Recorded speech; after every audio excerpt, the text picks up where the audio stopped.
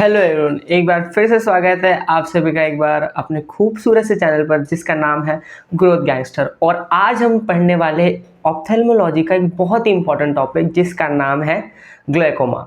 तो ग्लूकोमा अपने आप में बहुत ही इंपॉर्टेंट है, बार बार क्वेश्चंस इस पर पूछे जाते हैं और क्लिनिकली भी आपको कई तरीके के पेशेंट यहाँ पर देखने को मिलेंगे जब आप अपनी पोस्टिंग्स में जाएंगे। तो ग्लूकोमा के बारे में मैं आपको थोड़ा सा बताना चाहता हूँ कि ग्लूकोमा बेसिकली होता क्या है।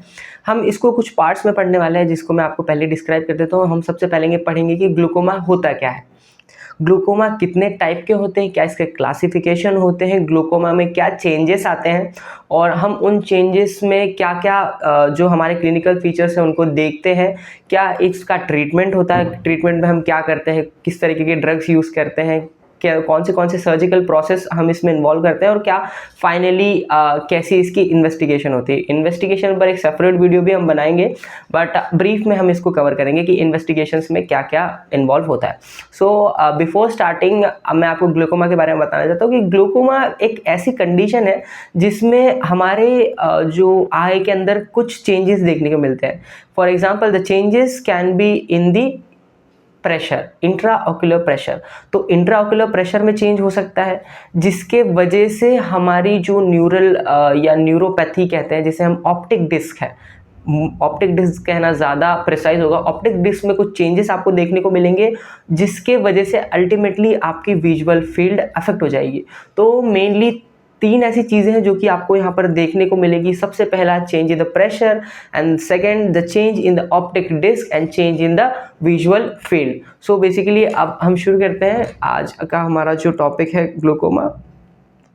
एक इम्पॉर्टेंट चीज़ मैं आपको जो बताना चाह रहा हूँ, जिससे पहले कि आप समझे कि कैसे इंट्राऑक्यूलर प्रेशर हमारी डिस्क को चेंज करता है या क्या चेंजेस हम लोग ऑब्जर्व करते हैं, उसके पहले हम ये समझने की कोशिश करते हैं कि नॉर्मल फ्लो हमारी आई में किस तरीके का होता है। तो देखिए जो हमारा आपको डायग्राम यहाँ पर दिख रहा है, ये हमारी नॉर्मल आई का है।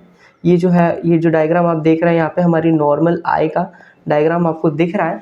यहाँ पर हम समझते हैं कि जो ड्रेनेज होता है, इंट्राऑक्यूलर प्रेशर अगर बढ़ रहा है तो वो क्यों बढ़ रहा है। तो सबसे पहले यहाँ पर देखेंगे जो हमारी यहाँ पर सीलियरी बॉडीज है, ये एक्वस का फॉर्मेशन करती है।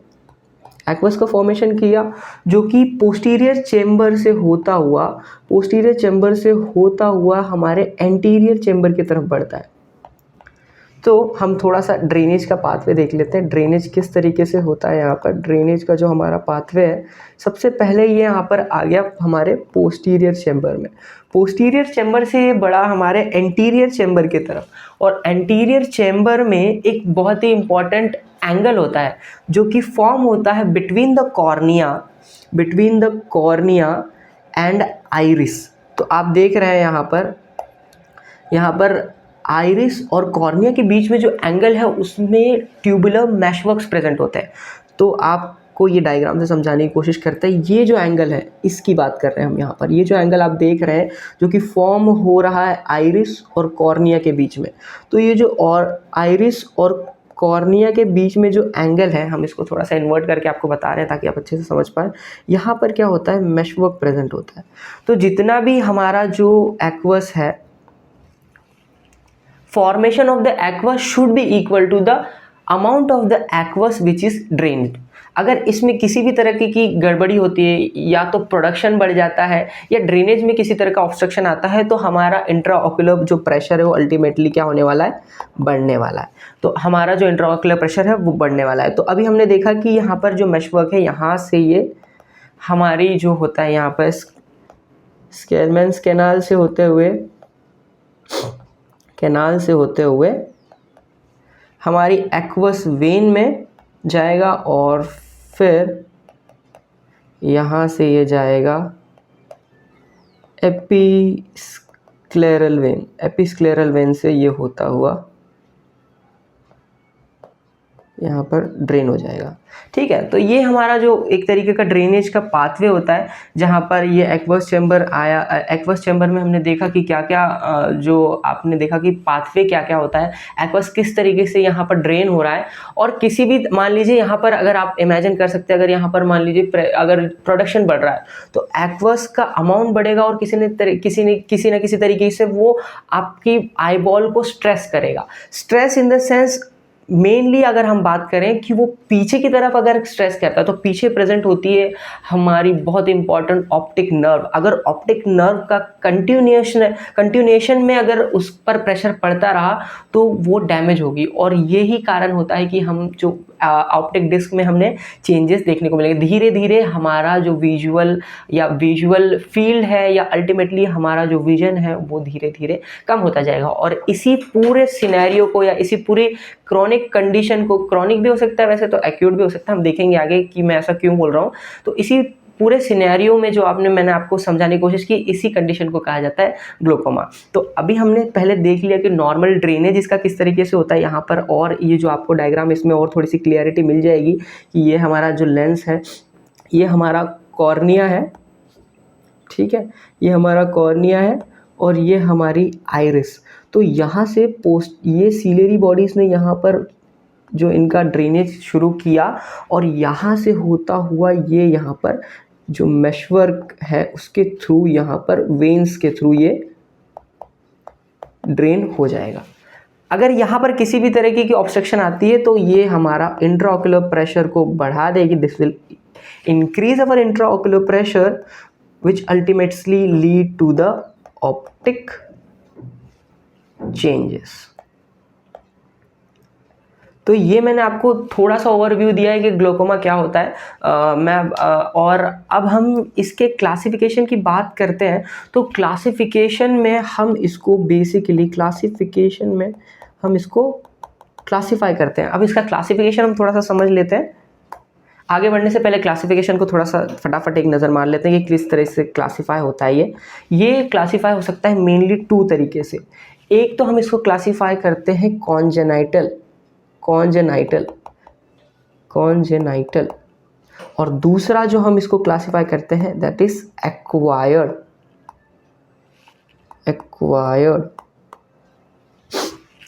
हो सकता है कई बार आपको ऐसा देखने को मिले कि हाँ कुछ स्पेलिंग मिस्टेक हो रही है, किसी तरीके का एरर हो, बिल्कुल आप कमेंट सेक्शन में डाल सकते हैं कि यहाँ पर एरर है और आप इस तरीके का इम्प्रूवमेंट चाहते हैं। We will definitely work on it और हम इसको इम्प्रूव करने की बिल्कुल कोशिश करेंगे।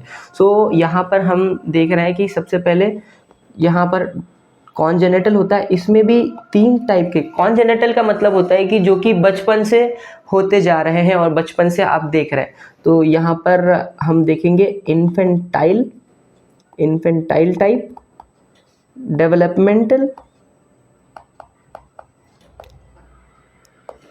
डेवलपमेंटल और ट्रू कॉन्जेनाइटल। यहाँ पर आपने देख लिया ट्रू कॉन्जेनाइटल। नाम से ही समझ में आ रहा होगा, 1 साल के बाद जो ग्लाइकोमा डायग्नोस होता है दैट इज इन्फेंटाइल। ट्रू का मतलब होता है जो कि बचपन से ही है, ठीक है, जो बचपन से डिफॉर्मिटी आई में हो रही है। और डेवलपमेंटल का मतलब जो हम धीरे धीरे ग्रेजुअली डेवलप हो रहा है। तो नाम से ही हम इसको समझ लेते हैं। ये तो हम ओवरव्यू ले रहे हैं कि ग्लोकोमा के कॉन्जेनिटल में किस तरीके के टाइप होते हैं। जो मेनली हमें पढ़ना है वो ओपन एंगल और क्लोज एंगल। तो प्राइमरी ओपन एंगल है, प्राइमरी क्लोज एंगल हमें जो मेनली पढ़ना है, that we are more concern about with. तो हम यहाँ पर देख रहे हैं कि इन तीनों में से भी जो सबसे इंपॉर्टेंट पॉइंट आपको जो ध्यान रखना है that is infantile is the most common type of congenital glaucoma which we generally find. ऐसा क्यों है आप समझने की कोशिश करते हैं कि बच्चों में कहीं ना कहीं समझना मुश्किल होता है कि ग्लूकोमा उनको कब हो रहा है, क्यों हो रहा है, किस तरीके से हो रहा है। अगर थोड़ा बहुत सिम्टम्स दिखते भी तो वो जल्दी समझ में नहीं आते, और जब तक हम इस चीज़ को समझ पाते हैं तब तक वो बच्चा 1 साल का हो जाता है। तो इसलिए ऐसा कहा जाता है कि जो इन्फेंटाइल टाइप ऑफ ग्लूकोमा है is the most common type of glaucoma. अब एक्वायर्ड में बात कर लेते हैं तो that there can be 2 types, that is primary and secondary. तो प्राइमरी और सेकेंडरी से क्या समझते हैं आप? जो प्राइमरी जो होता है, जो हमारी आई से, मतलब जो मेनली या तो इंट्राओक्युलर प्रेशर बढ़ने की वजह से हो रहा है, जो कि प्रोडक्शन के इंक्रीज होने से हो सकता है, या block of the tubular meshwork या ब्लॉक ऑफ द ड्रेनेज की वजह से होता है।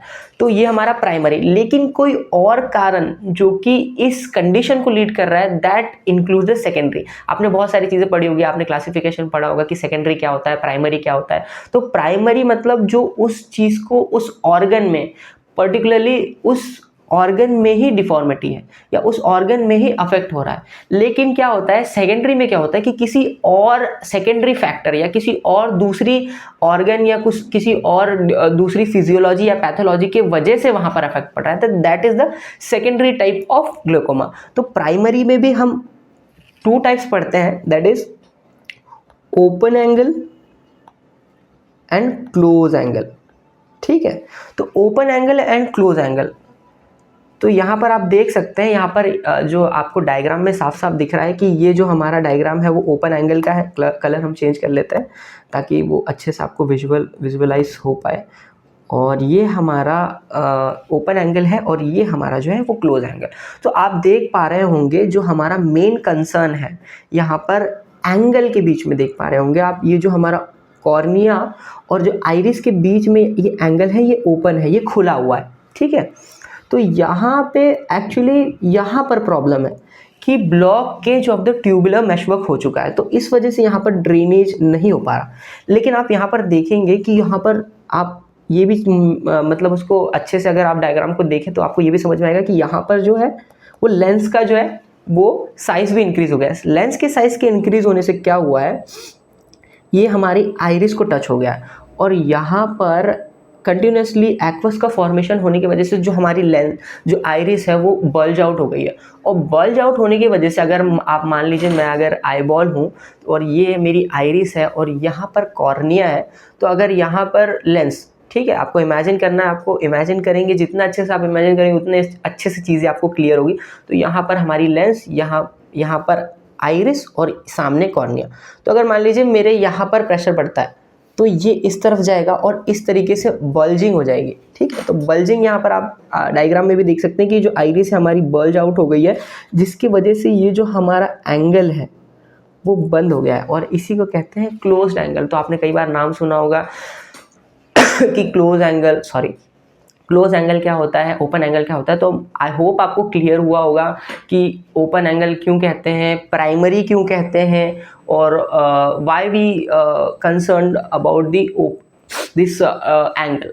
ओके, एवरीथिंग आई थिंक आपको क्लियर हुआ होगा कुछ हद तक, और नहीं भी हुआ तो आगे और हम देख लेंगे कि किस तरीके से आप इसको और क्लियर बना सकते हैं। तो ठीक है, अब हम जो प्राइमरीली पढ़ेंगे तो हम जिससे शुरू करते हैं, जैसे अब तक हमने ये देख लिया है, कलर चेंज करते हैं एक बार फिर से।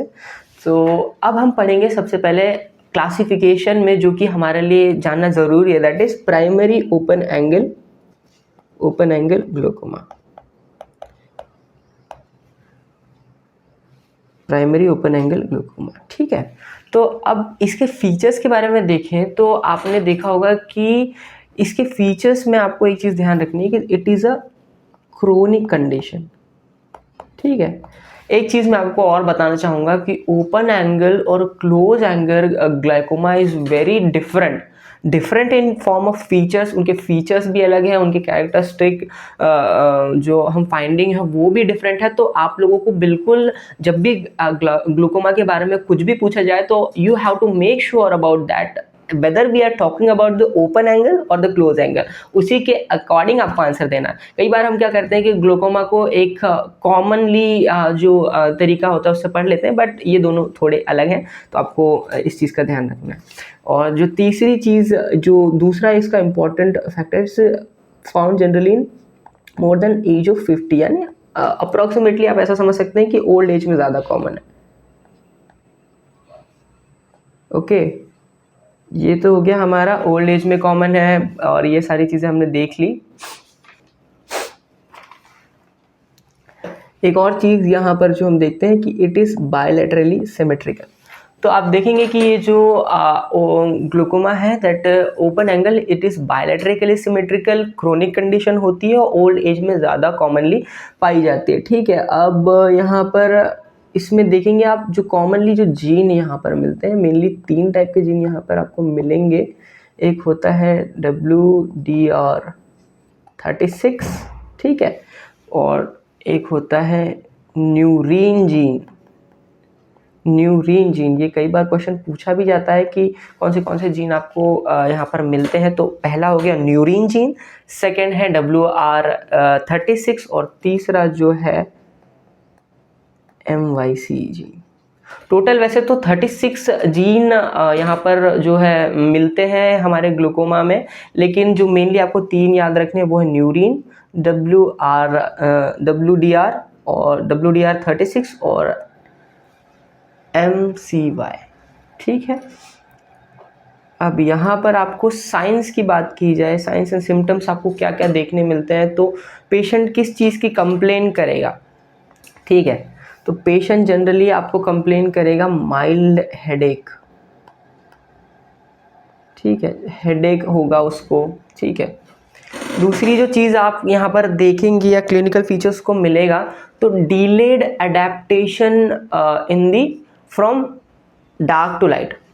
मतलब मैं आपको थोड़ा सा इसको एक्सप्लेन करता हूँ कि देयर इज़ अ चेंज और डिलेड एकोमोडेशन प्रॉपर्टी। आपने एकोमोडेशन भी कहना गलत होगा, जो हम कहते हैं अडेप्टेशन आपने पढ़ा होगा कि लाइट अडेप्टेशन होता है, डार्क अडेप्टेशन होता है।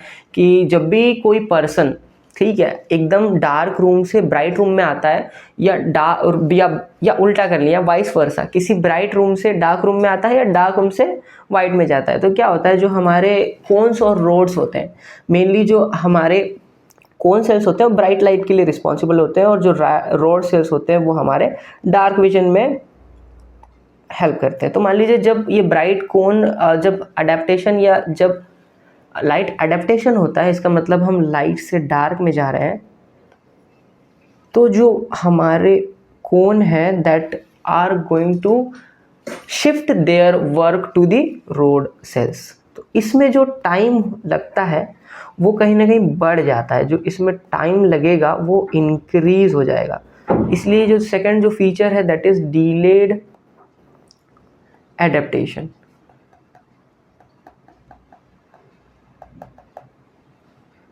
Light adaptations. ठीक है, तो यहाँ पर जो आपने देखा दूसरा फीचर, और जो तीसरा जो हमारा इम्पोर्टेंट फीचर जिसको कहते हैं दैट इज इम्पॉर्टेंट, जो तीसरा फीचर हम लोग कहते हैं that is frequent change in the glasses. मतलब आप देखेंगे कि जो पेशेंट हमारा है वो बार बार उसके ग्लासेस चेंज होते हैं, वो अपने जो स्पेक्स है या जो हमारा अपने स्पेक्स में वो बार बार आपको दिखेगा कि उसका नंबर फ्लक्चुएट हो रहा है। और मेनली इसकी बात की जाए तो that is seen in press biopic press biopic condition में। जो प्रेस बायोपिक यानी जिनको ना तो दूर का सही से दिखता है ना पास का दिखता है, उनकी लेंस भी आप देखेंगे तो वो डबल लेंस इस्तेमाल करते हैं। ऊपर जब उनको ऊपर देखते हैं तो उन्हें दूर का देखना होता है, तो उनके चश्मे में आप देखेंगे तो कई बार नीचे ऐसा छोटा सा आपको अलग दिखेगा और ऊपर अलग दिखेगा, तो वो एक्चुअली डबल लेंस होती है, जिसमें ऊपर की तरफ कॉनकेव लेंस होता है और नीचे की तरफ कॉन्वेक्स। ठीक है, जब उन्हें ऊपर देखना होता है तो वो कॉनकेव लेंस का इस्तेमाल करते हैं, जब नीचे रीड करना होता है तो कॉन्वेक्स का इस्तेमाल करते हैं। तो उनका नीचे जो उनका कॉन्वेक्स लेंस है वो उनका जो नियर विजन है वो क्लियर कर देती है, और जो कॉन्वेक्स लेंस है वो डिस्टेंट विजन क्लियर कर देती है। तो आपने देखा होगा कि इन जो इस टाइप के जो पर्सन है जिनको प्रेस बायोपिक ग्लासेस लगे हुए हैं, उनके नंबर बहुत जल्दी फ्रीक्वेंटली चेंज होते हैं। तो ये हमने देख लिया कि साइंस एंड सिम्टम्स किस तरीके के पेशेंट प्रेजेंट करेगा। अब हम अगर उसको इन्वेस्टिगेट करते हैं तो हमें क्या क्या देखना है या हम क्या क्या देखते हैं। तो जब आप ऑप्टिक डिस्क को देखेंगे, यानी आपने देखा होगा कि हम जब क्लिनिकल पोस्टिंग में जाते हैं तो एक मतलब रेटिना को एग्जामिन करने के लिए हम फंडोस्कोपी करते हैं। तो जब आप फंडोस्कोपी करेंगे तो आपको दिखेगा कि जो posterior structure of the retina है उसमें यहाँ पर जहाँ से नर्व अराइज होती है, यानी ऑप्टिक नर्व जो हमारी अराइज होती है, आपको डायग्राम थोड़ा सा विजुअलाइज करना पड़ेगा। तो ये जो हमारा है रेटिना दिख रहा है, ठीक है, ये हमारा रेटिना है जब हम फंडोस्कोपी करते हैं। तो रेटिना दिख रहा है, तो यहाँ पर क्या होता है, यहाँ पर हमारी वेसल्स है, नर्व्स है, ठीक है, ये हमारी नर्व है। तो यहाँ पर नर्व के बंडल से एक तरीके का स्ट्रक्चर बनता है जिसे हम कहते हैं ऑप्टिक डिस्क। ठीक है, तो ऑप्टिक डिस्क का जो हम रफ डायग्राम जिस तरीके से पढ़ते हैं वो इस तरीके का होता है। ठीक है, ये हो गया हमारा ऑप्टिक डिस्क। तो इसके जो अंदर होता है हम इसे कहते हैं cup. This is our optic cup. ठीक है, और इसको हम ये जो डिस्टेंस है ये जो हमारा, और ये इसको कहते हैं न्यूरल रेटिनल रिम, और ये हो गई हमारी ऑप्टिक डिस्क पूरी। ठीक है, तो ये जो डायग्राम आप देख रहे हैं that is our optic disc, जिसमें हमारे अंदर के तरफ जो होता है वो कफ होता है, उसके बाहर होती है न्यूरल रेटिनल रिम। ठीक है, तो अब हम जब ग्लूकोमा के कंडीशन में हम क्या देखते हैं, तो धीरे धीरे आपने देखा कि इंट्राओक्यूलर प्रेशर बढ़ रहा था। तो क्या होता है जब इंट्राओक्यूलर प्रेशर बढ़ता है ना, तो वो हमारे पीछे जो रेटिना है उसको कहीं ना कहीं डैमेज करने लग जाता है धीरे धीरे। उसके वजह से ये जो ऑप्टिक डिस्क है उसमें कुछ चेंजेस आते हैं। तो पहला चेंज क्या होगा, आप जो पहला जो चेंज उसमें देखेंगे that is increase in the cup size. जो ऑप्टिक कप है, यानी जो हमारा ऑप्टिक कप है उसका जो साइज होगा वो कहीं ना कहीं बढ़ जाएगा। अगर मान लीजिए, ठीक है, वो बंडल तो उतना ही है, ठीक है, तो साइज उसका सेम रहेगा, लेकिन जो अंदर वाला कप है वो बढ़ जाएगा। ठीक है, तो अब इसके बढ़ने की वजह से आप इमेजिन कर पा रहे हैं कि देखिए मान लीजिए ये हमारा ऑप्टिक डिस्क है। ठीक है, मान लीजिए अंदर वाला स्ट्रक्चर बढ़ गया, कप का साइज बढ़ गया, तो ये जो रिम है पतली सी हो जाएगी। ठीक, कप का साइज बढ़ गया और जो हमारी जो रिम थी वो पतली हो गई। तो क्या होता है जो ऑप्टिक कप, ठीक है, ऑप्टिक कप और जो हमारी न्यूरल रेटिनल रिम होती है उसका जो रेशो होता है that will be less than 5। वो क्या होगा, अगर हम उसको मेजर करेंगे तो उसका जो रेशो होता है वो लेस देन 0.5 हो जाता है। ठीक है, अगर इसका रेशो देखेंगे तो ये कम हो रहा है। इसका मतलब ये है कि जो कप का साइज है वो इंक्रीज मिलेगा आपको। आप जब उसको फंडोस्कोपी करेंगे तो आप मतलब देखेंगे कि जो हमारा कप का साइज है वो बढ़ गया है और जो रिम का साइज है वो कहीं ना कहीं छोटा हो गया। ठीक है, ये तो पहली चीज़ हो गई। अब दूसरी चीज़ ये जो है, जो आपको चेंजेस देखने को मिलेंगे that is also more frequent in the infratemporal region में ज़्यादा देखने को मिलेगा आपको। ठीक है, या सबसे पहले देखने को मिलेगा, ये ज़्यादा कहना सही है। ठीक है, ये तो आपने चेंजेस देख लिए कि क्या क्या होता है ऑप्टिक डिस्क में। मैं आपको फटाफट से अब रिवाइज करवा देता हूँ कि अभी हमने क्या क्या पढ़ लिया है। हमने पढ़ा कि ग्लूकोमा क्या होता है, कैसे हम उसका ड्रेनेज करते हैं, कैसे, और अगर ड्रेनेज ब्लॉक होता है तो क्या होता है, और ड्रेनेज प्रोडक्शन बढ़ता है तो किसी भी कंडीशन में प्रेशर बढ़ेगा। तो हमने देखा कि ग्लूकोमा क्या होता है, अगर उसका इंट्राओक्यूलर प्रेशर बढ़ता है तो वो हमारी न्यूरल रेटिनल रिम या ऑप्टिक डिस्क को अफेक्ट करेगा। हमने ऑप्टिक डिस्क के चेंजेस को भी अब तक देख लिया है। अब हम आगे बढ़ते हैं विजुअल चेंजेस की वजह से। तो आपने फर्स्ट ईयर में अपने फिजियोलॉजी में पायरोमेट्री करी होगी। तो पायरोमेट्री में हम देखते हैं जो हमारी पायरोमेट्री है, तो उसमें क्या होता है, ये जो हमारा जो सेंटर जो होता है वो होता है हमारा फोविया। ठीक है, और यहाँ पर हमारा होता है ये, इसके अराउंड कहीं आपने देखा होगा कि आपका एक ब्लाउन कलर चेंज करता है, तो थोड़ा सा और ये अच्छे से आप उसको विजुअलाइज कर पाएंगे। तो ये होता है हमारा ब्लाइंड स्पॉट। ठीक है, ये हो गया हमारा ब्लाइंड स्पॉट। तो क्या हो रहा है, जैसे हमारी पायरोमेट्री, तो आप देखेंगे कि जो आपका ग्राफ बनता था, ठीक है, मान लीजिए इस तरीके का कुछ आपका ग्राफ बनेगा, इसमें कॉन्ट्रैक्शन हो जाएगा। इसका मतलब जो आपकी विजुअल फील्ड पहले बड़ी थी, यानी आप, विजुअल फील्ड का मतलब होता है कि आप सीधी जो अपनी आंखों से कितना एंगल कवर कर सकते हैं, या मतलब कितने एंगल तक देख सकते हैं। मान लीजिए मेरा, अगर मैं इसको सेंटर मानूँ तो मान लीजिए मैं यहाँ तक 60 डिग्री तक देख पा रहा हूँ, तो और इस साइड में भी 60 डिग्री, तो that is my total visual field is 120 degree. ठीक है, अगर मान लीजिए मेरा विजुअल फील्ड कम होता है तो मैं इस तरफ से सिर्फ 30 तक देख पा रहा हूँ, और 30 के आगे कुछ भी मुझे दिखाई नहीं दे रहा है, इसका मतलब मेरी विजुअल फील्ड कम हो गई है। तो इसी तरीके से जब हमारी ऑप्टिक नर्व धीरे धीरे करके डैमेज होते रहती है तो हमारी जो विजुअल फील्ड है वो कम होता है। अगर विजुअल फील्ड कम होगा तो आप उसको पायरोमेट्री के फॉर्म में देख पाएंगे। जब आप पायरोमेट्री का ग्राफ उसको मतलब प्लॉट करेंगे तो आप देखेंगे कि यहाँ पर जो हो रहा है आइसोट्रोपिक कॉन्ट्रैक्शन हो जाता है। ठीक है, तो यहाँ पर हो गया आपको क्या, कॉन्ट्रैक्शन देखने को मिला। तो अगर इसको भी हम थोड़ा सा और डिटेल में देखें तो फॉर एग्जांपल ये हमारा पायरोमेट्री का ग्राफ है, एक आपको रफली इमेजिन करना है। ठीक है, ये हमारा ब्लाइंड स्पॉट, कलर चेंज करते हैं फिर से, ये हमारा ब्लाइंड स्पॉट। तो धीरे धीरे आप देखेंगे कि आपको ना एक अनादर ब्लाइंड स्पॉट या एक अनादर ऐसा एरिया दिखेगा जहां आपको वहां से कम दिखेगा, ठीक है।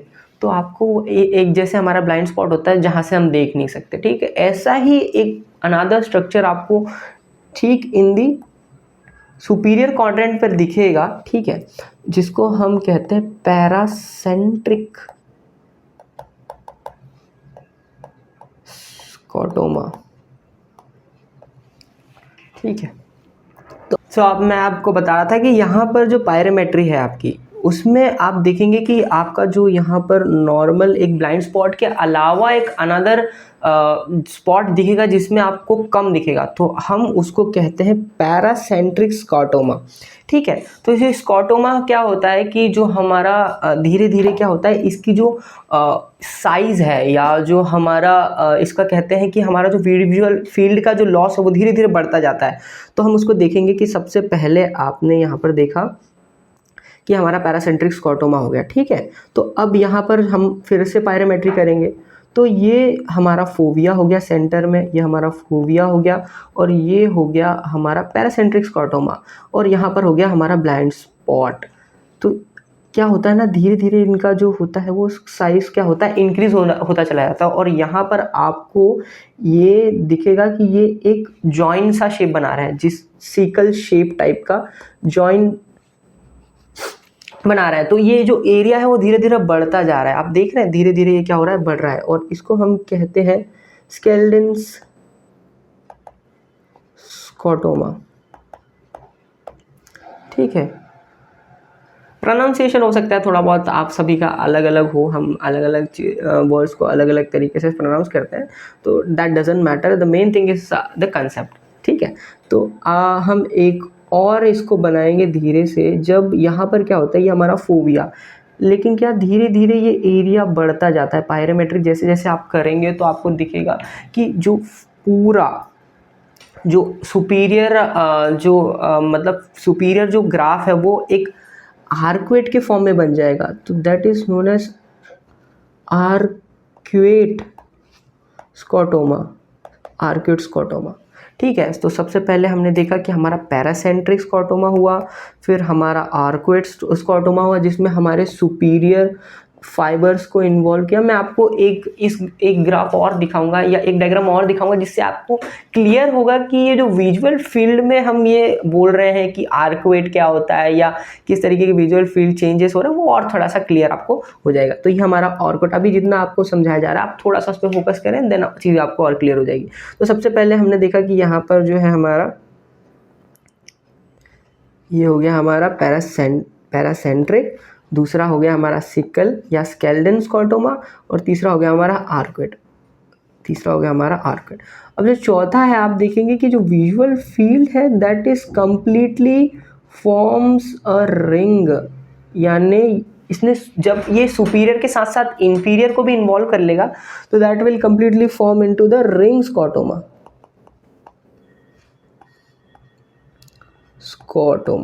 ओके। तो अभी तक मैंने आपको बताया कि कैसे धीरे धीरे विजुअल फील्ड आपकी लॉस होती चली जा रही है। तो मैं आपको एक जिस डायग्राम की बात कर रहा था वो ये है। तो ये एक लीनियर या 2D टाइप ऑफ रिप्रेजेंटेशन है फाइबर्स का जो आपको देखना है यहाँ पर। ये हम लोग फिर से रेटिना की ही बात कर रहे हैं।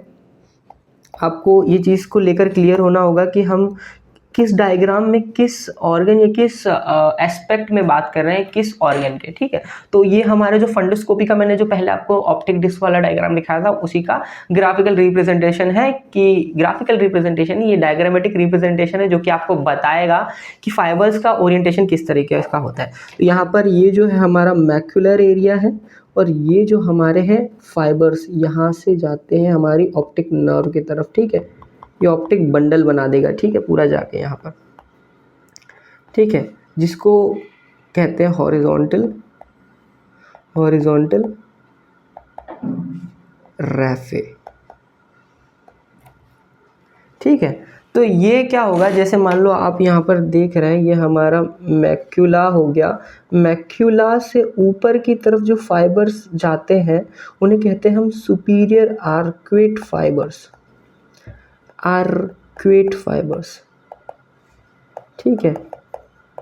और जो नीचे की तरफ जो जाते हैं उन फाइबर्स को हम कहते हैं इंफीरियर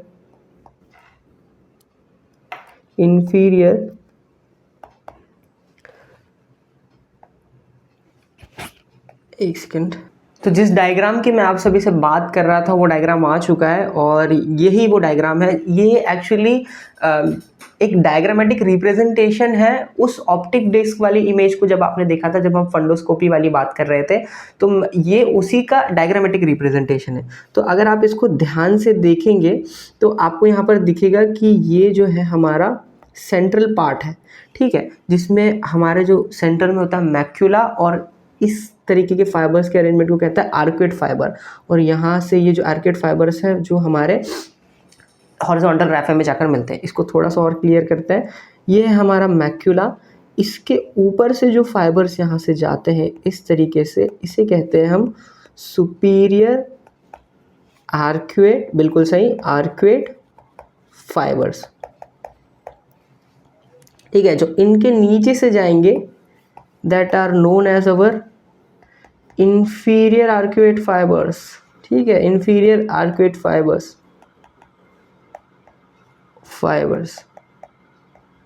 और ये यहाँ पर जॉइन होकर बना देंगे हॉरिजॉन्टल रैफे, हॉरिजॉन्टल रैफे, जो कि हमारा ऑप्टिक बंडल को बनाएगा। तो आपने देखा यहाँ पर कि ये जो ऊपर वाले फाइबर्स है that is superior arcuate fibres, और ये है हमारे इंफीरियर आर्क्वेट फाइबर्स। इस डायग्राम से कहीं ना कहीं आपको और थोड़ी चीज़ें क्लियर हुई होगी। तो इसीलिए वो जो स्कॉटोमा हम पढ़ रहे थे उनमें जब सुपीरियर वाले आर्क्वेट फाइबर्स का इन्वॉल्वमेंट होता है तो वो आर्क्वेट जो बनता है उसको हम कहते हैं आर्क्वेट स्क्वाटोमा। और जब रिंग का फॉर्मेशन कैसे होता है, जब सुपीरियर और इंफीरियर दोनों मिल जाते हैं तो एक रिंग बन जाती है, ठीक है। तो इसी तरीके से जो ये डायग्राम आपको हेल्प कर रहा है और बेहतर तरीके से समझने के लिए कि जो वो पायरोमेट्री में जो चेंजेस या जो नाम आपको दिख रहा है वो क्यों ऐसे है, ठीक है। और इस एरिया को कहा जाता है बियरम्स एरिया, बियरम्स एरिया, ओके, बियरम्स एरिया। और इस एरिया को जो कहा जाता है वो बोलते हैं हम उसको बियरम्स एरिया। तो यहाँ पर जो आर्क्वेट स्क्वाटोमा है उसको बियरम्स स्क्वाटोमा भी कहा जाता है, इसको कहा जाता है बियरम्स स्क्वाटोमा। तो आपने एक बार क्विकली आपको फटाफट से पूरा समराइज करवाता हूँ कि हाँ अभी तक हमने क्या पढ़ा, ठीक है। तो सबसे पहले हमने देखा कि ग्लोकोमा क्या होता है, कैसे इंट्राओकुलर प्रेशर बढ़ता है, वो हमारी विजुअल फील्ड या ऑप्टिक डिस्क में क्या क्या चेंजेस लाता है, ठीक है। चेंजेस लाने के बाद हमने ये देखा कि पायरोमेट्री में क्या क्या चेंजेस आते हैं, ठीक है। उसमें सुपीरियर आर्क्वेट फाइबर्स क्या होते हैं, लोअर इंफीरियर आर्क्वेट फाइबर्स क्या होते हैं, स्कॉटोमा क्या होता है, कैसे उसका साइज़ धीरे धीरे इंक्रीज़ होता है। और जब इसका साइज़ आप देखेंगे कि धीरे धीरे जो इसका साइज़ है वो क्या होगा, अब मैं आपको थोड़ा सा और क्लियर करता हूँ। जब हम यहाँ तक पहुँच चुके थे कि ये पूरी कंप्लीटली एक रिंग बन चुकी है, ठीक है, रिंग स्कॉटोमा तक हम पहुँच चुके थे, स्कॉटोमा, ठीक है। तो रिंग स्कॉटोमा के बाद क्या होता है, तो धीरे धीरे जो आपका जो सबसे पहले जो पेरिफेरी का जो विजन है वो लॉस होता चला जाएगा। और यही कारण है कि पेरिफेरी में होने के कारण हमें उतना समझ में नहीं आता है, इतनी अर्ली डायग्नोस ग्लूकोमा का नहीं होता, ठीक है। तो उसके बाद जो ग्लूकोमा जो बढ़ता है, जो जिसके वजह से क्या होता है, जैसे मान लो हमारा जो विजुअल लॉस है वो और बढ़ता चला जाता है और सबसे सेंटर में चलता है, और सेंटर में जाके ये इस तरीके का लैमिनार व्यू बनाता है। जैसे मान लो छोटा सा आपको दिखेगा सेंटर में ऐसे लैमिना सा बनते हैं, तो जिसे कहते हैं लैमिनार व्यू, ठीक है। तो ये हमारा जो सेंट्रल व्यू है वो एकदम आखिरी में जाएगा, और लास्ट में तो क्या सेंटर व्यू हमारा लास्ट जाता है, नहीं, the last view that is lost is of temporal view, सबसे लास्ट में जाएगा हमारा टेम्पोरल व्यू, ठीक है। तो इस तरीके से धीरे धीरे हमारा जो विजुअल फील्ड है वो चेंज होता है। ठीक है, आई होप अभी तक आपको चीज़ें क्लियर होगी। डिस्क के बारे में कुछ एक्स्ट्रा पॉइंट्स, इंपॉर्टेंट पॉइंट्स जो कि आपको ध्यान में रखने हैं। तो पहला जो इम्पोर्टेंट पॉइंट है जो आपको ध्यान में रखना है, दैट इज बेयोनेटिंग साइन। बेयोनेटिंग साइन।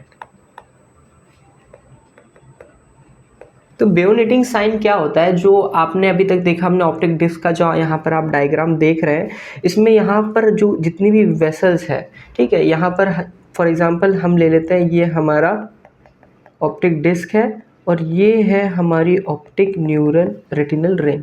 ठीक है, तो ये हमारा कफ और ये हमारी टोटल डिस्क।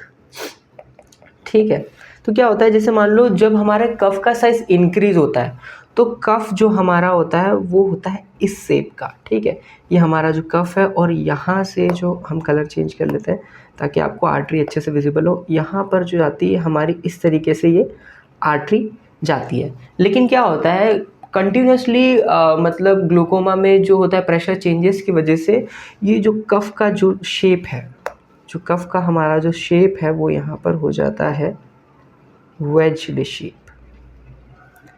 और इसी के वजह से जो हमारी आर्टरी है, पहले यहाँ पर सिर्फ एक बार ऐसे टर्न हो रही थी, लेकिन अब क्या होगा, यहाँ पर जो हमारी आर्टरी है वो पहले इस तरह आएगी, यहाँ पर एक टर्न लेगी, ऊपर जाएगी एंड देन अगेन वो एक टर्न लेके नीचे जाएगी।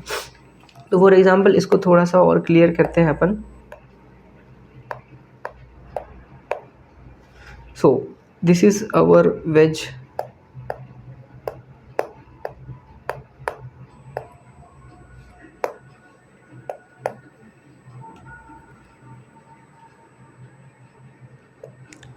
So जो दूसरी चीज आपको देखने को मिलेगी, दैट इज अवर पैपिलरी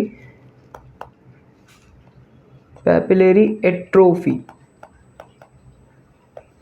ठीक है, तो पैपिलरी एट्रोफी का क्या मतलब होता है? जैसे ये हमारा फॉर एग्जांपल ये हमारा ऑप्टिक डिस्क, ओके, और ये हमारी न्यूरल रेटिनल रिंग। तो यहाँ पर क्या होता है, कुछ दो जोन्स का फॉर्मेशन हो जाता है, कुछ दो जोन्स का फॉर्मेशन हो जाता है। ये हमारा होता है बीटा जोन और ये जो हमारा ब्लैक कलर का जो हम कहते हैं, ब्लैक कलर का जो जोन होगा हमारा, that will be our alpha zone. ठीक है, तो ये हमारे दो जोन बन गए,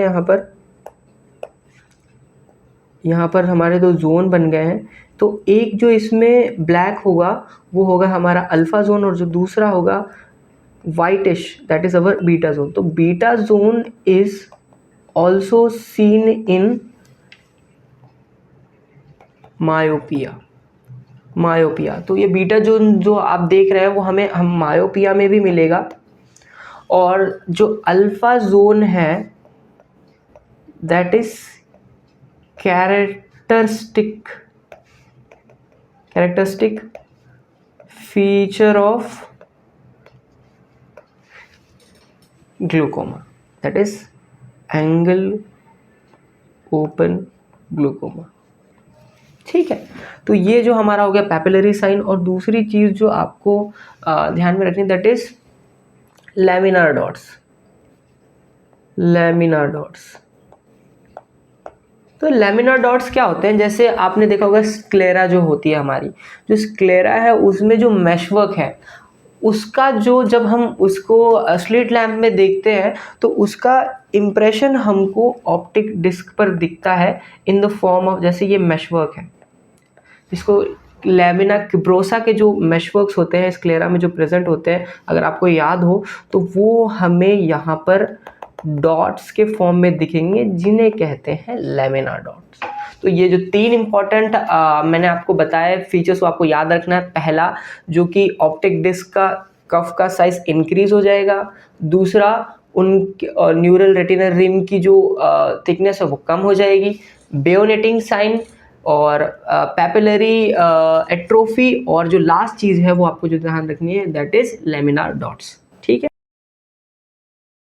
अब तक हमने देखा है कि ग्लूकोमा क्या होता है, उसमें क्या क्या हमारे आई में चेंजेस आते हैं, और अब हम उसमें देखने वाले हैं कि कौन कौन से ऐसे ड्रग हैं जो कि हमें ग्लूकोमा के ट्रीटमेंट में यूज़ करते हैं। तो चलिए शुरू करते हैं बिना किसी देर के। और जो हमारा फर्स्ट ग्रुप है जो हमें डिस्कस करना है, that are prostaglandins analogue. Prostaglandin analogue में दो इंपॉर्टेंट ड्रग हैं जिसके बारे में हमें पढ़ना है, दैट इज फर्स्ट इज लैंटेनोप्रोस्ट और दूसरा है बेमेटोप्रोस्ट।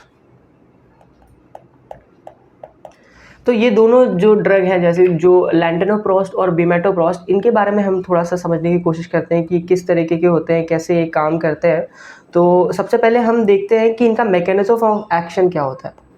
आपने देखा होगा कि जो मेनली ग्लूकोमा कॉज होता है, उसका जो मेन कारण होता है वो होता है इंट्राओकुलर प्रेशर का बढ़ना। तो raised intraocular pressure is our main concern. तो उसको हम कम करने के दो तरीके होते हैं मेनली, या तो हम प्रोडक्शन को कम कर दें या तो उसके ड्रेनेज को हम बढ़ा दें। तो ठीक है, या तो हम उसके प्रोडक्शन को कम कर दें या ड्रेनेज को बढ़ा दें। तो इसके लिए हम क्या कर सकते हैं, जैसे मान लीजिए मेनली दो टाइप के ड्रेनेज होते हैं। तो ये जो ड्रग है, जो प्रोस्टाग्लैंडिन एनालॉग है, that mainly works on the drainage system. तो ये क्या करेंगे, जो दो टाइप के ड्रेनेज सिस्टम होते हैं जो कि हमारी आई में प्रेजेंट होते हैं। एक तो होता है हमारा ट्यूबुलर मेशवर्क और दूसरा होता है हमारा यूवियोसैक्रल। तो जो ट्यूबुलर मेशवर्क है, ये हमारा 90% ऑफ द ड्रेनेज को कंडक्ट करवाता है, और जो 10% होता है वो होता है यूवियोसैक्रल से। तो ये क्या करेगा, यूवियोसैक्रल सिक्रेशन को बढ़ा देगा। तो इससे क्या होगा कि हमारा जो ड्रेनेज है वो बढ़ जाएगा, और this will lead to ultimately decrease in the intraocular pressure, जो कि धीरे से इंट्राओकुलर प्रेशर को कम कर देगा। अगर इसके साइड इफ़ेक्ट्स की बात की जाए तो the most important we should know about it, there are mainly 4, और हम आगे भी देखेंगे जिसमें आपको और ज़्यादा क्लैरिटी मिलेगी। तो that is hyperpigmentation of iris. जो हमारा coloured part of the iris होता है, यानी जो कलर्ड पार्ट ऑफ द आई होता है, उसमें आप देखेंगे कि मान लीजिए आपको अलग अलग कलर की आइस दिखती है जिसमें आइरिस आप देखते हैं, तो आइरिस का जो कलर या कॉन्ट्रास्ट उसका कहीं ना कहीं आपको बढ़ा हुआ मिलेगा, और ये एक साइड इफेक्ट है इस ड्रग का। जो दूसरी चीज़ जो हम देखते हैं, दैट इज हाइपरट्रैकियोसिस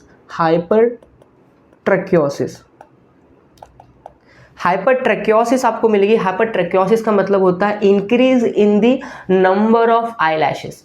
तो आई लैशेस जो भी आपकी मतलब आई में जो हेयर यहाँ पर आपको दिखेंगे, यहाँ पर आप जब अपने आईने में अगर आप देखेंगे या कभी मिरर आप देखते हैं, तो जो आपके हेयर दिखते हैं, that are known as eyelashes. तो उनमें आई लैशेस में आपको क्या मिलेगा, increase in the number. But ये भले ही एक साइड इफेक्ट हो इस ड्रग का, लेकिन it is also an FDA approved drug which is used in alopecia of eyelashes. तो इसका मतलब जो हमारा मेनली जिसकी बात हम करें, that is our bimatoprost, that is FDA approved drug, FDA approved for increase in the number of eyelashes. तो ये हमारे हो गए दो साइड इफेक्ट। और जो तीसरा हमारा जो साइड इफेक्ट है, that is repetitive herpes keratitis। तो इससे क्या होगा, रिपीटेटिव herpes keratitis आपको होगा, और यानी कभी आपको पहले केराटाइटिस हो चुका है तो वो रिपीटेशन हो सकता है उस केराटाइटिस का with prolonged use of prostaglandin analogues. ठीक है। और जो हमारा नेक्स्ट साइड इफेक्ट है, that is uveitis. Uveitis means inflammation of uvea. ठीक है। जो हमारा नेक्स्ट साइड इफेक्ट है, दैट इज मैक्युलर एडिमा। और एक और चीज आप ध्यान में रख सकते हैं, दैट इज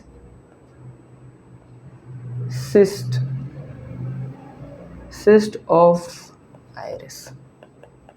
ठीक है। तो ये हो गया हमारा सिस्ट ऑफ आइरिस। और जो हमारा नेक्स्ट ग्रुप है, that is next group of the drug which can be use for glaucoma is beta blockers. ठीक है, बीटा ब्लॉकर्स। तो बीटा ब्लॉकर्स में मेनली 2 ड्रग है दैट जो आपको याद रखनी है या ध्यान में रखना है, दैट इज टीमोलोल और betaxolol. Beta blocker how it works, mechanism of action की बात की जाए तो हाउ इट वर्क्स, तो ये क्या करेगा, जो हमारे सीलियरी प्रोसेस की जो एपिथेलियल सेल है जिनमें बीटा रिसेप्टर प्रेजेंट होते हैं उनको ब्लॉक कर देगा, जिसके वजह से एक्वस फ्लूइड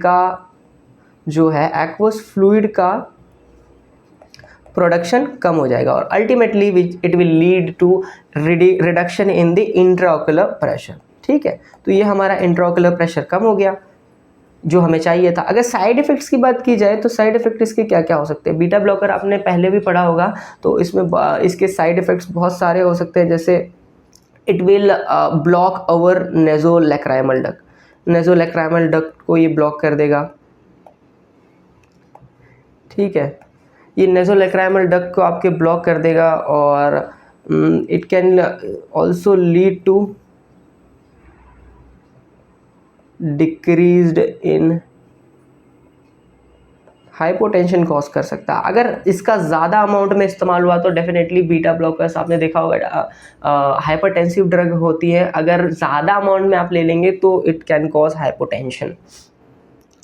और यहाँ पर बीटा ब्लॉकर्स को और हम डिटेल में लेंगे आने वाले वीडियोस में। और जो थर्ड ग्रुप जिसके बारे में हमें पढ़ना है that is osmotic agents. Osmotic agents की बात की जाए तो मेनली हमारे पास 2 एजेंट आ जाते हैं जो कि जानना हमारे लिए ज़रूरी है, that is mannitol and glycerol.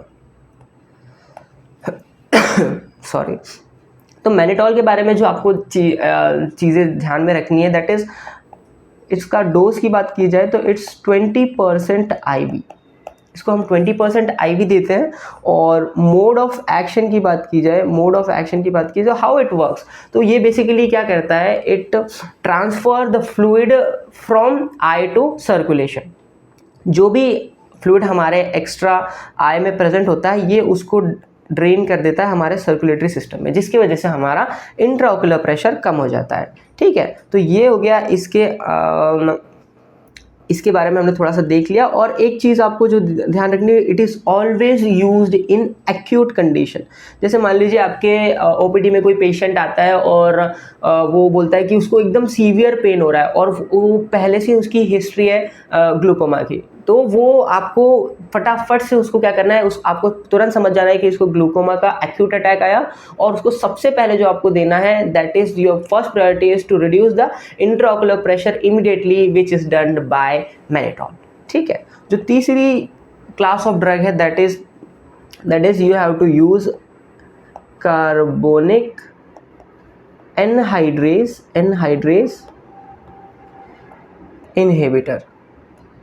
Inhibitor. Carbonic acid inhibitor आपको इस्तेमाल करने हैं। इनमें 2 इम्पॉर्टेंट ड्रग आ जाते हैं, एक तो हो जाता है हमारा एसिटाजोलामाइड और ब्रिंजोलोमाइड। ठीक है, तो ये 2 जो इम्पॉर्टेंट ड्रग है जिनके बारे में हमें थोड़ा सा जानने की ज़रूरत है। तो हाउ इट वर्क्स, तो ये भी ठीक उसी तरह से मतलब काम करते हैं जैसे हमारे जो आइरिस या सीलियरी बॉडी में जो एपिथेलियल सेल होते हैं वही हमारा एक्वस फ्लूइड बना रहे हैं। तो ये क्या करते हैं, उसमें उन सेल्स में जो कार्बोनिक एसिड एनहाइड्रेस 2 होता है इनहिबिटर, उसको इनहिबिट कर देते हैं।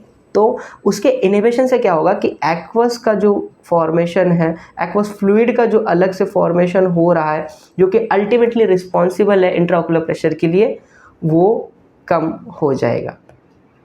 अगर साइड इफ़ेक्ट्स की बात की जाए तो what kind of side effects it can produce, तो जो कार्बोनिक एसिड एनहाइड्रेस इनहिबिटर होते हैं वो मेनली क्या करते हैं, सल्फा एलर्जी कॉज करते हैं।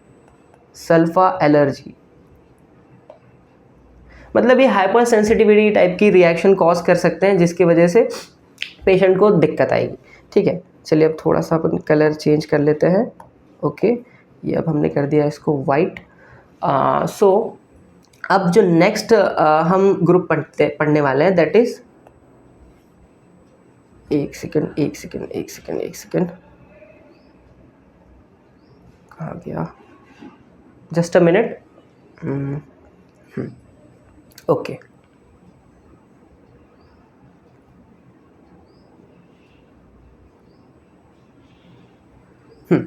तो हम देख रहे थे जो हमारा चौथा ग्रुप है that is rho kinase inhibitor. Rho kinase inhibitor, ठीक है। रो काइनेज इनहिबिटर जो होते हैं हमारे, उसमें एक इम्पॉर्टेंट ड्रग है दैट इज नेटारसोडिल। नेटारसोडिल जो है एक ही ड्रग है जो हमें पढ़ना है, और इसका जो डोज होता है दैट इज 0.02% IV।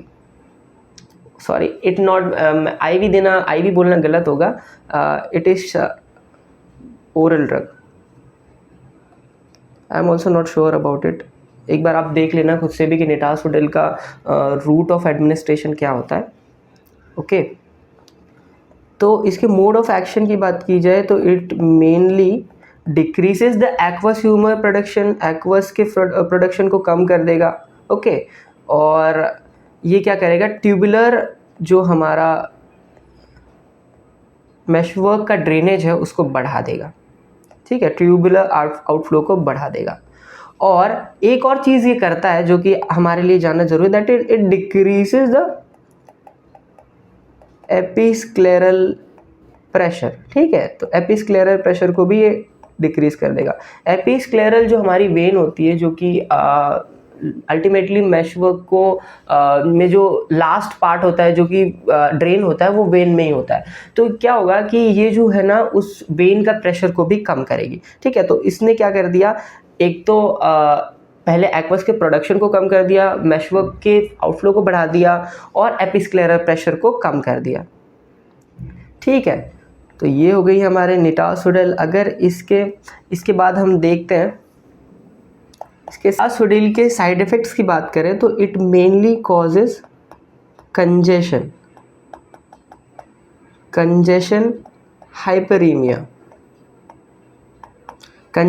हाइपरीमिया और सब कंजक्टाइवल हेमरेजेस। आपको सब कंजक्टाइवल हेमरेजेस भी देखने को मिल सकते हैं। तो ये इंपॉर्टेंट साइड इफ़ेक्ट्स इसके आपको ध्यान रखने हैं। जो दूसरा ग्रुप होता है हमारा, वो होता है अल्फ़ा एगोनिस्ट। जो नेक्स्ट ग्रुप हम देखने वाले हैं, जो कि हमें जानना ज़रूरी है हमारे इस ड्रग्स के मतलब क्लासिफिकेशन में, that is agonist, alpha agonist. इसमें दो ड्रग हमारी इंपॉर्टेंट, दैट इज़ एप्राक्लोनिडीन और बिमोक्लोनिडीन,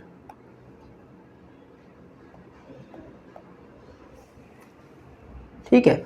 तो ये जो दो ड्रग है हमारे इम्पॉर्टेंट है, इसको हम सेपरेटली पढ़ेंगे। तो एप्राक्लोनिडीन की बात की जाए तो पहले एप्राक्लोनिडीन की बात कर लेते हैं थोड़ी सी। इसमें जो चीज़ें आपको ध्यान रखनी है, it is the choice of drug in the laser surgery. Laser surgery में it is a choice of drug in the laser surgery. जो हमारी लेज़र सर्जरी होती है उनमें ये चॉइस ऑफ ड्रग होते हैं, ठीक है। जो दूसरी चीज़ आपको देखनी है और जो कि इम्पॉर्टेंट भी है, वो है इसके साइड इफ़ेक्ट्स। साइड इफ़ेक्ट्स में अगर इसकी बात की जाए तो ये क्या क्या साइड इफ़ेक्ट कॉज कर सकते हैं। It can cause eyelid retraction, eyelid retraction कर सकता है ये।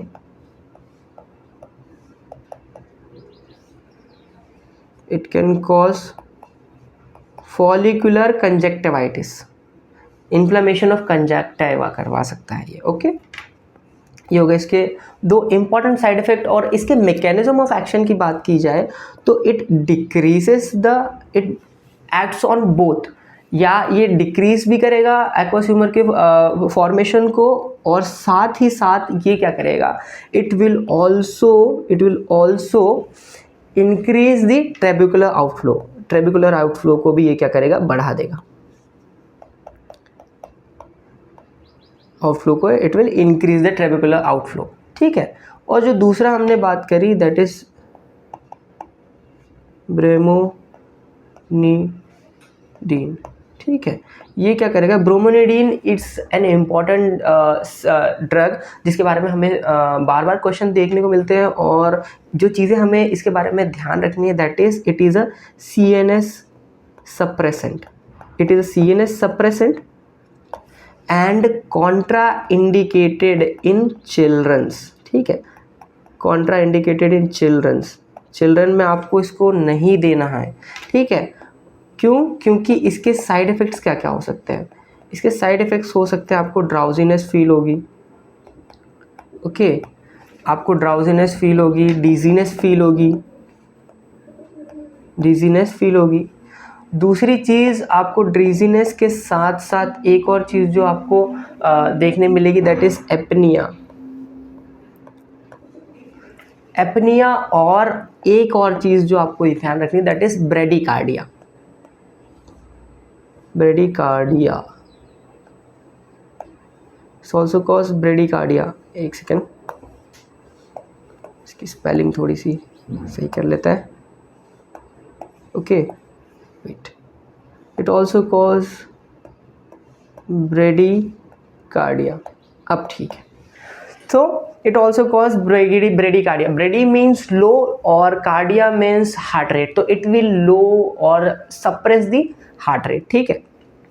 अब जो लास्ट और सबसे इम्पॉर्टेंट और यूजफुल मैं कहूँगा क्लास ऑफ ड्रग है दैट इज अवर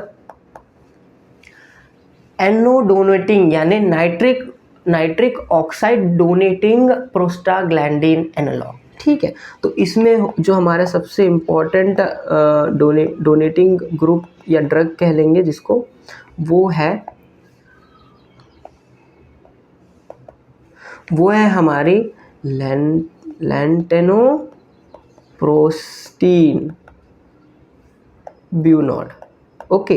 तो इट इज लैंटिनोप्रोस्टीन ब्यूनॉड।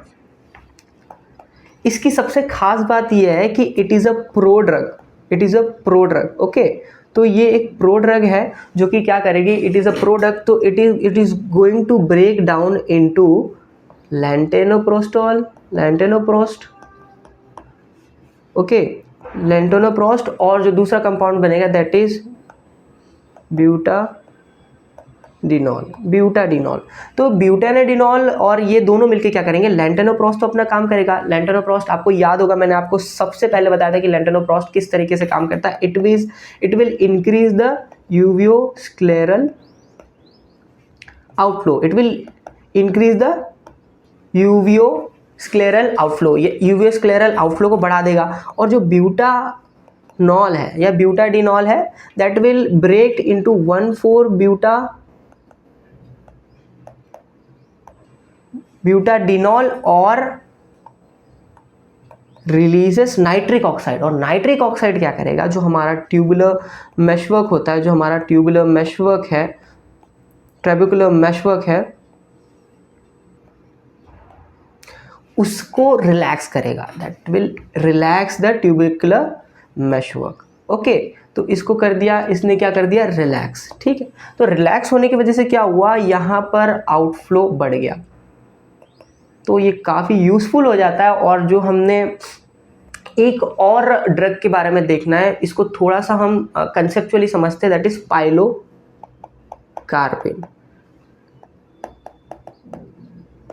तो मैंने आपको सबसे स्टार्टिंग में बताया था कि जो एंगल क्लोजर ग्लोकोमा है उसमें क्या होता है, हमारी आइरिस, जैसे ये हमारी लेंस है, ओके, और ये हमारी आइरिस, और ये है हमारा, मान लीजिए आपको कंसिडर करना है that is our cornea, the angle between the cornea and the iris. तो ठीक है, ये हमारी आइरिस हो गई, ये हमारा कॉर्निया हो गया, और ये है हमारी लेंस। तो क्या होता है, जैसे मान लो पाइलोकार्पिन का क्या काम होता है, ये जो हमारी आइरिस है, pilocarpine is a meiotic drug, meiosis cause करवाएगा। तो मियोसिस में क्या होता है, प्यूपल हमारा जो होता है वो कॉन्ट्रैक्ट करता है। तो अगर आप कॉन्ट्रैक्ट करेंगे, जैसे आप देख रहे हैं, अगर ये प्यूपिल के कॉन्ट्रैक्ट होने का मतलब होता है आइरिस का कॉन्ट्रैक्शन, प्यूपिल के कम होने का मतलब होता है आइरिस का कॉन्ट्रैक्शन। ये कहना ज़्यादा सही होगा कि प्यूपिल के कम होने का मतलब होता है कि आइरिस का कॉन्ट्रैक्शन। अगर आइरिस कॉन्ट्रैक्ट करती हैं तो आप देखेंगे कि दिस विल कॉन्ट्रैक्ट, और कॉन्ट्रैक्ट करने के बाद कहीं ना कहीं ये थोड़ी सी स्ट्रेट हो जाएगी, तो क्या हमारा एंगल बड़ा हो जाएगा, और अगर हमारा एंगल बड़ा हो जाएगा तो क्या यहाँ पर ज़्यादा आउटफ्लो नहीं होगा?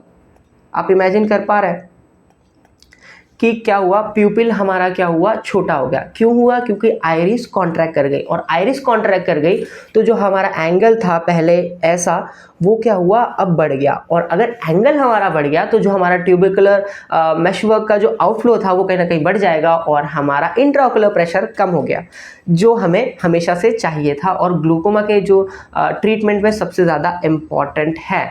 तो हमारा अल्टीमेटली इंट्राओकुलर प्रेशर डिक्रीज हो गया, जिसके वजह से हमारा जो है ग्लूकोमा का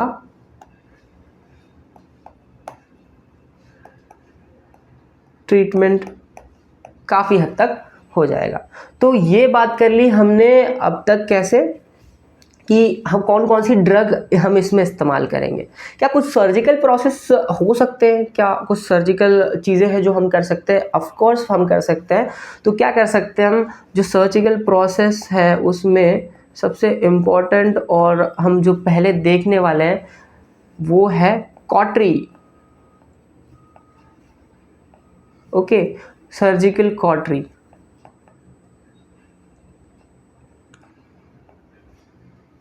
तो सर्जिकल कॉटरी में क्या होता है, हम क्या करते हैं, जो हमारी गामा रेज और आर्गन रेज है, यानी जो हमारी रेडिएशंस होती है, उससे हम क्या करते हैं, हमारे ट्यूबुलर मेशवर्क की तरफ डालते हैं। ठीक है, तो मान लीजिए हमारा पहला ट्यूबुलर मेशवर्क ऐसा था, लेकिन क्या होता है अगर हम इस पे रेडिएशन डालेंगे, अगर हम इस पे रेडिएशन डालते हैं तो क्या होता है, इट विल कॉन्ट्रैक्ट, और contract to the particular point जहाँ पर हमने, मान लीजिए यहाँ पर, मान लीजिए हमने यहाँ पर इस पर डाला, ठीक है, यहाँ पर हमने डाले, इस पर हमने यहाँ पर डाला। ओके,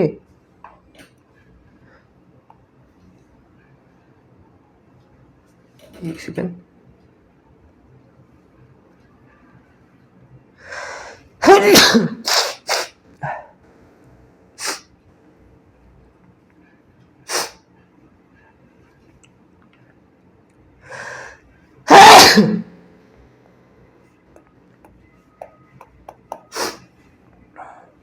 तो क्या होता है, हम पहले सबसे पहले जो इंपॉर्टेंट चीज़ देखेंगे that is our surgical cautery. तो सर्जिकल कॉटरी में क्या होता है, ये हमारा ट्यूबुलर मेशवर्क है, आप मान लीजिए। तो अगर हम गामा और क्रिप्टन रेज डालते हैं, मेनली जो हम क्या करते हैं, रेडिएशन डालते हैं to the our tubular meshwork. तो ट्यूबुलर मेशवर्क पर पर्टिकुलरली जब हम रेडिएशन मान लीजिए डालते हैं, तो क्या होता है कि जो मैश वर्क है वो क्या एक पर्टिकुलर तरफ कॉन्ट्रैक्ट करता है। पर्टिकुलर तरफ कॉन्ट्रैक्ट करने से क्या होता है कि जो हमारा जो पॉइंट है, जो मतलब मैश वर्क के जो थ्रेड्स हैं वो पर्टिकुलरली एक पॉइंट के तरफ कन्वर्ज हो जाते हैं। तो मान लीजिए अगर ये इस तरीके से कन्वर्ज हो जाएंगे, इस तरीके से कन्वर्ज हो जाएंगे, तो कहीं ना कहीं इनका साइज आप देख रहे हैं यहाँ पर बड़ा हो गया। तो बड़ा होने की वजह से यहाँ पर क्या हो जाएगा, आउटफ्लो इंक्रीज हो जाएगा। तो एक तरीके का हमारा ये सबसे पहला मेजर हो गया, हमने क्या करा, कॉटरी कर दी। दूसरी चीज़ हम क्या कर सकते हैं, आयरेडिक्टोमी कर सकते हैं। आयरेडिक्टोमी में क्या करते हैं हम, जैसे आपने देखा होगा कि यहाँ पर जो फिर से हम लोग एंगल क्लोजर ग्लूकोमा के अगर डायग्राम की तरफ जाएं, तो ये हमारी बेसिक अंडरस्टैंडिंग वाला जो डायग्राम था वो है। तो यहाँ पर क्या होता है, ये हमारी आइरिस है। हम क्या करते हैं, आइरिस में एक छोटा सा होल कर देते हैं, जिसके वजह से यहाँ पर क्या होता है, आउटफ्लो फिर से मेंटेन हो जाता है। तो जो हमारा एक्वस फ्लूइड है, एक्वस फ्लूइड वो फिर से बाहर की तरफ जाने लगता है, और हमारा इंट्राओकुलर प्रेशर यहाँ पर क्या हो जाएगा, कम हो जाएगा, जो कि हमें चाहिए था। तो दूसरी चीज़ क्या हो गई, आयरेडिक्टोमी। और मेनली जो ये होता है, जो क्या करते हैं, जैसे यहाँ पर आइरिस में अगर किसी तरीके का होल होगा तो पेशेंट जनरली ऐसा चाहते हैं कि उनकी जो है वो फेयरनेस या जो उनकी नॉर्मल लुक है, it should not be altered. तो उनके लिए हम क्या करते हैं, जो हमारा अपर क्वाड्रेंट होता है, अपर क्वाड्रेंट, हम उसको जनरली आयरेडिक्टोमी के लिए प्रेफर करते हैं। ठीक है, तो तीसरी चीज़ हम कर सकते हैं दैट इज इम्प्लांट्स। हम क्या कर सकते हैं, इम्प्लांट्स को लगा सकते हैं। जैसे अहमद वॉल हो गया, अहमद वॉल में क्या करते हैं, हम अपना एंटीरियर चेम्बर से एक एंड को कनेक्ट करते हैं दूसरे ड्रेनेज मैशवर्क से। तो क्या होगा, जैसे मान लीजिए आपका अगर एंगल क्लोज भी है तो हम क्या करते हैं, आर्टिफिशियल ड्रेनेज लगा देते हैं। मान लीजिए एक पाइप लगा दिया हमने, कोई अगर किसी एक पाइप लगा दिया तो वो क्या करेगा, जो भी हमारा फ्लूइड है उसको वहाँ से ड्रेन कर देगा। तो इट कैन बी यूज्ड। ये वॉल्व भी हो सकते हैं और बेस्ड ऑन द रिक्वायरमेंट कि हमें उसको कभी रोकना तो नहीं है। जैसे मान लीजिए वॉल्व इम्प्लांट्स में क्या होता है कि हम उसको बंद कर सकते हैं, बंद कर देंगे तो आउटफ्लो बंद हो जाएगा। कभी ऐसे नीड पड़ सकती है कि बंद करने की, तो इसलिए इट कैन बी वॉल्ड और नॉन वॉल्ड। तो ये हो गए हमारे इम्प्लांट्स, और इसी के साथ हमारा एक्यूट एंगल क्लोजर ग्लूकोमा का जो ये लेक्चर है यहाँ पर ख़त्म होता है। और उम्मीद है आपको ओपन एंगल ग्लूकोमा में किसी भी तरीके का कोई भी अब डाउट नहीं रह गया होगा। और अगर आपको वीडियो अच्छा लगे तो प्लीज़ बताइए, लाइक करिए, शेयर करिए। और अगर आपको कोई भी कमी अगर ऐसी लगती है या इम्प्रूवमेंट लगता है कि सर आप इस चीज़ को और इम्प्रूव कर सकते हैं, we will make sure, we will assure you that will work on it. और मे बी अभी चीज़ें उतनी अच्छी ना हो, because it's just the beginning, और हमने अभी अभी स्टार्ट किया है। और आई होप कि टाइम के साथ चीज़ें और बेहतर।